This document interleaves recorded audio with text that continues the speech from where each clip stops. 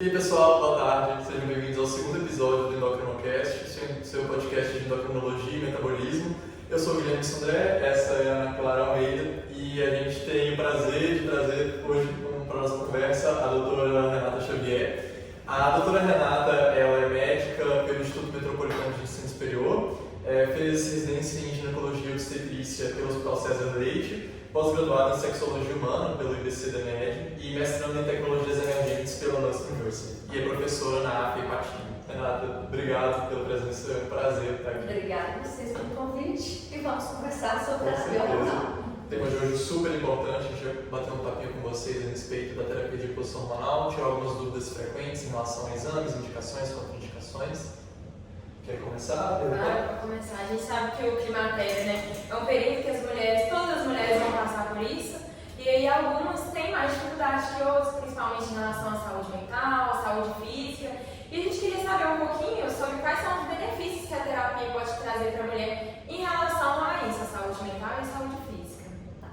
Então, gente, a terapia de reposição hormonal, ela vem como uma grande aliada nessa fase, meio conturbada do climatério, da menopausa do paciente. Então, ela tem as indicações primárias, os benefícios da melhora dos sintomas vasomotores, que são aquelas ondas de calor, melhora do ressecamento vaginal, de desejo sexual, mas ela tem outros benefícios além dos clássicos da indicação. Então, o paciente tem melhora de sono, ela tem diminuição do risco de Alzheimer, ela tem prevenção e diminuição do risco de um câncer coloretal, né? Ela tem melhora do acúmulo de gordura abdominal. É muito comum nessa fase do climatério e menopausa o paciente mudar o acúmulo de gordura do padrão ginecoide para o padrão andrógeno, é muito comum nos homens. E aí a terapia de reposição hormonal ela vem com uma tentativa de mudar isso e voltar ao padrão feminino de depósito de gordura. Né? Então melhora a qualidade de vida, diminui o risco cardiovascular, então o paciente diminui o risco de infarto, AVC. Então tem muitos benefícios aí na terapia de reposição hormonal. Esse aumento de ganho de massa, principalmente abdominal, é uma questão muito grande, né, para as mulheres pós-menopausa. Sim, com certeza. Antigamente falava-se muito do risco desses anticoncepcionais, tanto os anticoncepcionais mesmo durante a menarca, quanto os hormônios pós-menopausa e o risco de trombose, o risco que essas mulheres tinham de alguns eventos relacionados aí a arteriovenosos. Não que isso não seja verdade hoje, mas a gente tem muito mais esclarecimento sobre isso. E principalmente as dúvidas hoje são em relação à janela de oportunidade e como não utilizá-la. O que é essa janela de oportunidade e quando que eu posso efetivamente introduzir esse medicamento para as mulheres? Tá.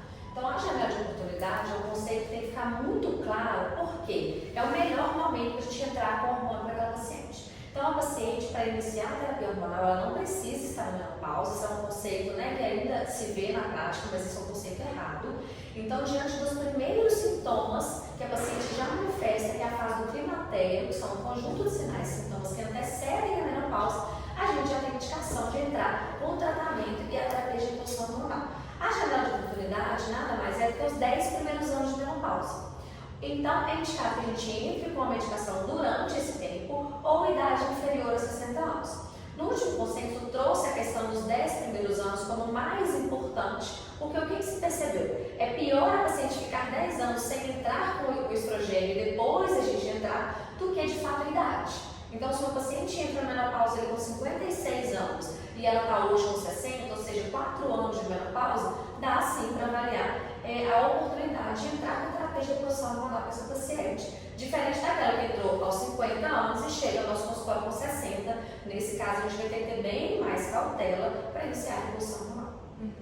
E das contraindicações, assim, tem alguma que é mais pertinente, assim, dentro das mulheres, que a gente já consegue, numa primeira consulta, bater o olho e falar assim, está contraindicada a terapia de reposição? Então, contraindicação absoluta, né? E algumas a gente vai avaliar. Então, uma lesão precursora ou história pessoal de câncer de mama, então história familiar não é uma contraindicação absoluta, tá? História pessoal de câncer de mama, história pessoal de câncer de endométrio, alguma doença hepática aguda descompensada, depois de compensar pode considerar um risco. A paciente que teve um episódio de trombose na fase aguda, passada essa fase, a via transdérmica hoje já sabe que ela não oferece um maior risco, além do que aquela paciente já tem por ter tido um evento trombogênico prévio. Então a paciente que teve trombose, ela tem maior chance de ter trombose novamente, comparado a quem nunca teve. E o fato de entrar com uma terapia transdérmica, ou seja, uma via não oral, não aumenta esse risco além do basal que ela já tem aumentado. Sangramento vaginal de origem desconhecida, até a gente descobrir causa, e algumas doenças metabólicas descompensadas, uma hipertensão descompensada, até controlar, uma diabetes descompensada, então isso é uma contraindicação. O lúpus hoje, com anticorpo fosfolípide positivo, também é uma contraindicação absoluta, e o meningioma apenas para o progestágeno. Então, a paciente não tem útero, ela não vai precisar de progesterona, portanto, ela pode usar, se ela tiver um meningioma, a terapia de reposição hormonal com estrogênio. Entendi. Algumas contraindicações acabam que a gente colhe como dado na anamnese, né? Mas tem outros que a gente vai precisar de alguns exames, né, laboratoriais. Eu queria que você falasse pra gente quais exames a gente precisa indicar que essa mulher faça antes de iniciar a terapia de reposição. Isso é uma ótima pergunta, porque sempre que a gente conversa, a primeira coisa que vem em nossa mente são os hormônios. E a gente não precisa dosar hormônios para indicar terapia hormonal. Por quê? Hormônios alterados sem sintomas não indicam uma necessidade de terapia de reposição hormonal e hormônios normais com sintomas indicam a terapia de reposição hormonal.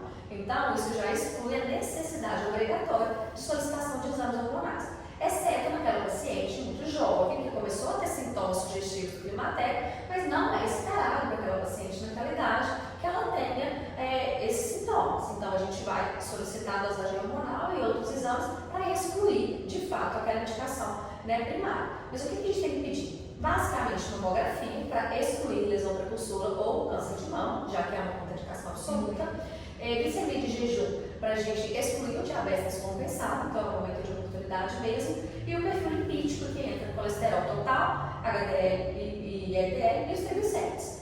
Os triglicéridos acima de 400, isoladamente não é indicado a gente entrar com uma terapia de reposição hormonal nesse momento, então a gente vai controlar esses triglicéridos para depois avaliar a reposição. E o HDL e LDL, o perfil lipídico, para a gente ver via. Né? Então a gente sabe que a via oral, uma das quase poucas indicações que a gente prefere a via oral, é que ela diminui discretamente o LDL, aumenta o HDL, porém ela pode aumentar um pouco os triglicéridos. Então a gente vai dosar isso aí. Basicamente são esses exames. Claro que é uma oportunidade da gente fazer um rastreio. Então a gente avaliar a função tireoidiana, avaliar eventualmente vitamina, hemograma, outras questões. Mas mandatório para solicitar, para entrar com terapia de reposição hormonal seria esses. Entendi. E em relação, por exemplo, a essas vias de administração, você chegou a comentar sobre a transdérmica, depois sobre a via oral. Quando que eu inicio cada via de acordo com o paciente? Porque a gente sabe que cada paciente vai ter uma preferência de acordo com a sua individualização clínica. Existe algum tipo de paciente que é específico para algum tipo de administração? Isso vai, por exemplo, da opção da paciente ou de uma indicação clínica laboratorial? Excelente. Então, o que eu falo? Quando a paciente chega para nós, primeiro a gente oferece para ela o que ela pode. E aí, dentre as opções que ela pode, ela avalia o que ela tem uma melhor adesão. Não adianta passar uma via para o paciente, né? O paciente, às vezes, ele depende 100% do sistema público de saúde. A gente passa uma via que, às vezes, é mais bioidêntica, ou seja, com aquelas moléculas realmente parecidas com o que a gente produz, mas inacessível a ele. Né? Então, basicamente, a via oral, a gente vai evitar em paciente que teve evento trombembólico, porque é uma contraindicação. A via transdérmica, como eu disse, é a via preferencial nessas pacientes. Quase todas as pacientes a gente vai preferir a via transdérmica, né, porque são os hormônios de fato bioidênticos. A gente vai preferir a via oral quando exclusivamente ela tiver essa questão do colesterol que eu disse, porque ele diminui o LDL e aumenta discretamente o LDL, ou quando é a via preferencial do paciente, ela não tem nenhuma contraindicação, visto que a terapia hormonal via oral, ela é mais acessível, mais em conta. Então, seriam basicamente essas avaliações que a gente vai fazer.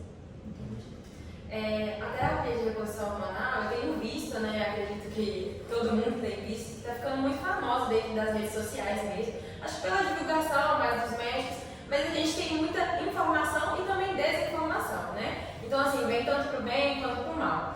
E aí eu queria que você explicasse um pouquinho da diferença entre terapia de reposição hormonal e o chip da beleza, que é uma coisa que eu acho que eu vejo muito na internet, tendo esse conflito, né, das pessoas falando de terapia de reposição e pessoas falando que é o chip e confundindo que é a mesma coisa. Eu queria que você diferenciasse um pouco pra gente e dos benefícios mesmo dos dois.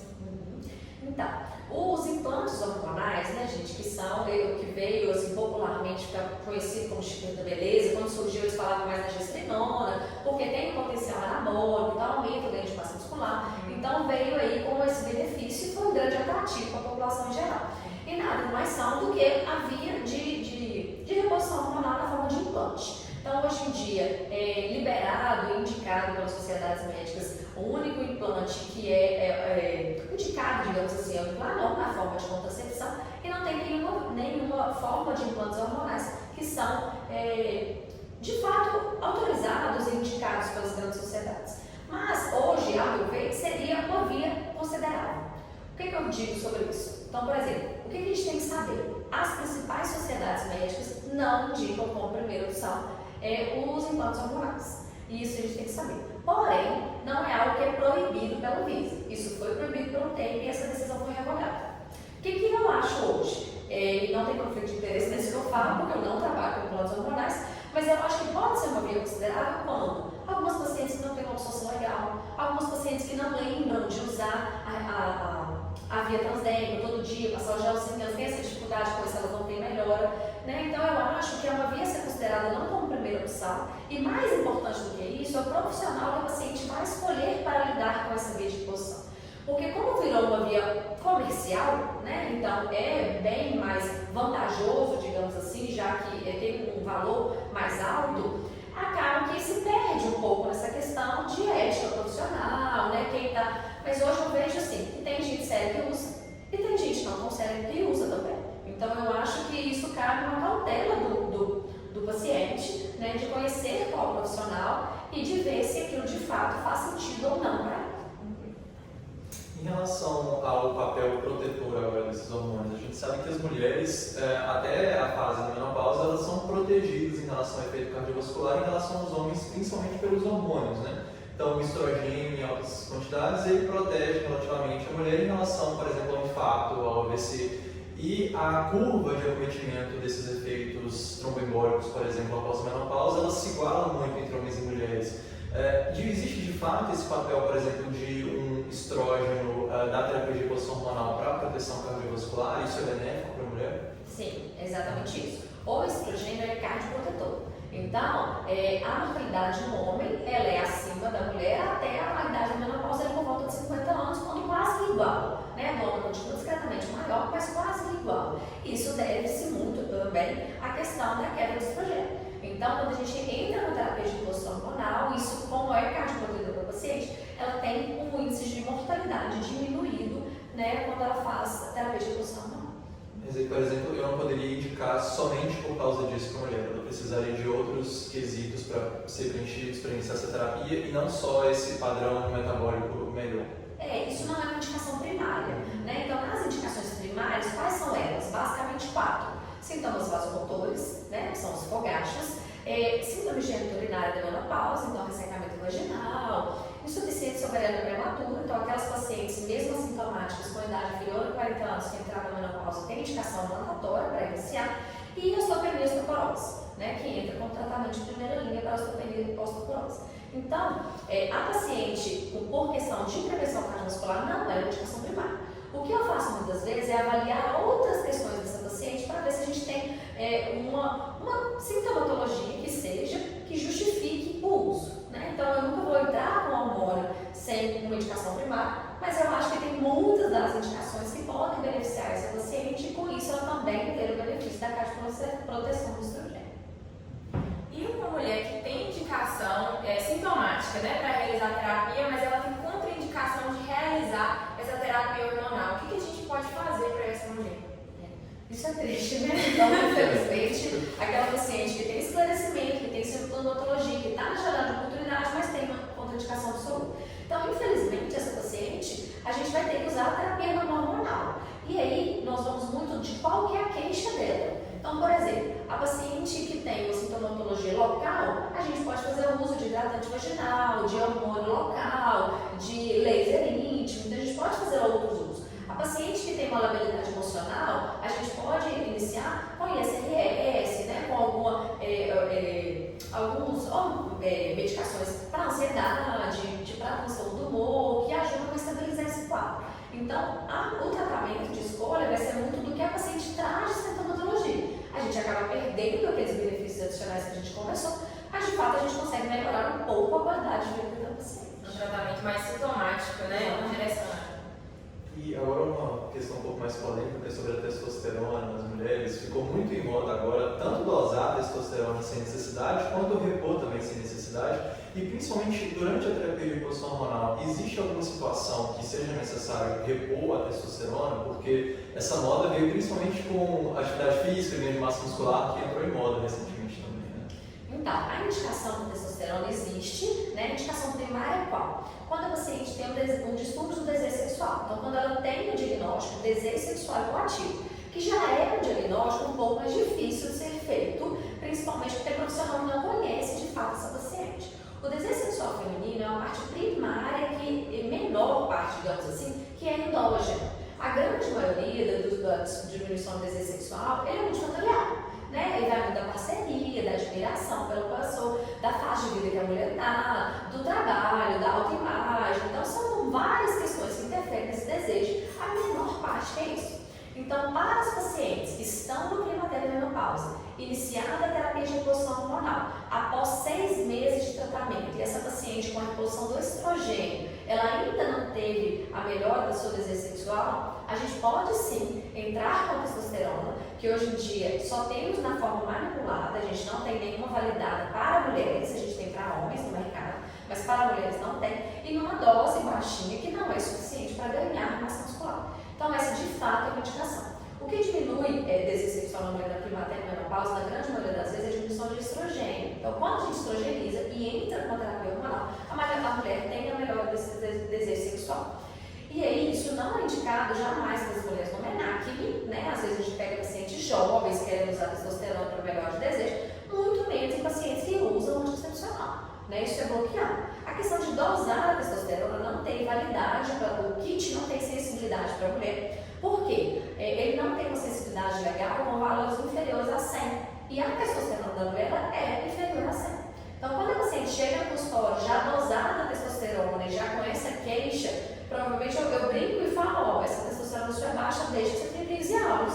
Mas aos 15 anos você não dosava a sua testosterona e agora, por outras questões, você resolveu dosar. E aí, na área da sexologia, a gente vai trabalhando quais são os gatilhos e quais são as possíveis causas de testosterona, de diminuição de desejo, para a gente trabalhar isso. Por quê? Não tem testosterona no mundo que faça melhorar uma falta de publicidade, uma falta de parceria, uma autoimagem ruim. Então, essas outras questões são muito mais importantes na questão do desejo feminino do que, de fato, a diminuição de testosterona. A mulher, às vezes, vai para o consultório esperando uma salvação, né? Um milagre medicamentoso, que é o que ela não vai receber. Uma pergunta que fizeram também no outro podcast sobre obesidade, que eu acho que é o mais importante, é em relação à acessibilidade também desses medicamentos, né? Lá na obesidade a gente viu que de fato o SUS não oferece nenhum medicamento. Análogo de GLP-1, os medicamentos que fazem, por exemplo, diminuição da compulsão. E no caso da terapia de reposição hormonal, como que é a disponibilidade disso no sistema único de saúde, questão de preço? É uma terapia que a mulher consegue bancar, a mulher brasileira média, no caso? Então, infelizmente também a gente esbarra na mesma questão. Né? Algumas unidades locais, e aí eu imagino que se isso seja de gestão municipal, a gente consegue de bolona. Ou se não consegue gratuita, consegue um preço bem acessível. Mas é um hormônio puramente sintético, que tem sim suas indicações, mas não é a nossa indicação primária. Então, a terapia de reposição hormonal, ela não é uma terapia de reposição barata, né? Principalmente para aquela paciente que depende 100% do SUS, o que acaba nos limitando muito na prescrição, infelizmente. Então ainda não é muito acessível, né? Existe algum panorama assim, favorável? A gente vê a quebra das patentes lá dos análogos de GLP-1, talvez daqui a alguns anos uma diminuição de preço. Existe um panorama assim dentro do Tivemos uma discussão em março desse ano que ia ser proposto, levado, mas ainda estamos em trâmite e nem assim, nada bem definido. Mas existe sim uma discussão sobre isso, até porque a paciente, a mulher hoje, ela vive quase a metade da vida dela na menopausa. Então, até em termos produtivos falando, né, isso é um prejuízo, né, ao município. Então, existe essa discussão, mas até então nada de expectativa para quando vai ter, nada disso. O SUS demora muito, né, a andar as coisas, né? Recentemente, essa semana, né, a gente teve a alteração da indicação no SUS da mamografia, né, que era algo que nos consultórios particulares já havia há muito tempo, né? Pela própria sociedade. A gente sempre vê uma diferença da sociedade, que é o que geralmente as pessoas do consultório seguem, com o Ministério da Saúde, que é mais para a atenção primária. Inclusive, quer falar um pouquinho sobre essa mudança da mamografia? Isso foi uma excelente mudança, né? O que a gente vê? A própria pesquisa do INCA, que é ligada ao governo, mostrava que cerca de mais de 30% das pacientes tinham câncer de mama na idade entre 40 e 50 anos. Né? Então, as próprias pesquisas já evidenciaram isso há muito tempo. Isso, de fato, foi um grande ganho, né? Que era algo que a gente tinha que fazer, às vezes, no ambulatório, negociando com o paciente, isso não libera, mas é importante fazer, e acaba que para nós, enquanto profissional, é desagradável, e para o paciente também, né? Que ela acaba se sentindo insegura diante do sistema. Né? Então, isso foi um enorme ganho. Hoje em dia, a gente conseguir fazer a solicitação da mamografia para o paciente a partir de 40 anos e com intervalo anual. Né? Então, isso é muito bom. É um ganho para a gente detectar precocemente esse câncer de mama e até para iniciar a terapia de reposição hormonal, visto que a mamografia é um exame obrigatório. Então, aquelas pacientes ali que estavam em climatério, que eram atendidas por nós no sistema público, acabava que a gente fazia exigência de um exame que não era preconizado, ela tinha dificuldade na realização e ia adiando cada vez mais o início do tratamento. Um ganho aí que veio no beijão todo, né? Por nós aí também, seguindo a sociedade, que é uma indicação tão antiga, né? Que a gente já fazia na prática e o Ministério da Saúde ficou atrasado. Bom, Renata, tem alguma coisa que você queira adicionar na nossa conversa, alguma dúvida frequente que você acha que deve ser solucionada? Porque em questão de perguntas a gente já acabou por aqui. Eu acho que é muito válido, né, a gente conversar um pouco sobre isso, esclarecer sobre a importância da terapia de reposição hormonal e principalmente sobre o momento certo da paciente procurar ajuda. Porque às vezes quando passa esse momento e a paciente ela vai lidando com os sintomas, né, então às vezes ela fala assim, está incomodando, mas eu consigo segurar. A paciente não precisa ter que lidar com isso, não precisa aguentar até o último limite, porque às vezes esse último limite é quando passa essa janela de oportunidade e a gente não consegue fazer muita coisa. Né? Então eu acho que é esse esclarecimento, essa abertura de explicar o que acontece, acolher essa paciente que às vezes tem receio de alguma coisa que ela ouviu falar. Né? Então eu acho que é válido divulgar essas informações para acolher e para principalmente desmistificar muitas coisas. Porque muitas mulheres vão achando que os sintomas são normais, aí passa como normal e não procura ajuda nenhuma, né? Vai passando por aqui. A mãe e a avó passaram por esse remédio que também precisa, e o medo da trombose que acompanha a mulher desde o começo ali com o anticoncepcional consiste ainda depois. Essa parte de informação realmente é bem importante. A gente deixou então o nosso contato, tanto da doutora Renata quanto o nosso no Instagram. Siga a gente também no Instagram, o Endocrinocast também tem, dá para mandar mensagem direto lá, sugerindo alguns temas. Também deixem aqui nos comentários temas de próximos podcasts que vocês queiram, de quais áreas vocês querem mais de ginecologia ou então outras áreas envolvidas com endócrino. Doutora, muito obrigado pela participação. Obrigada. Excelente. Foi uma honra estar aqui com vocês. Obrigada. Até mais, gente. Até.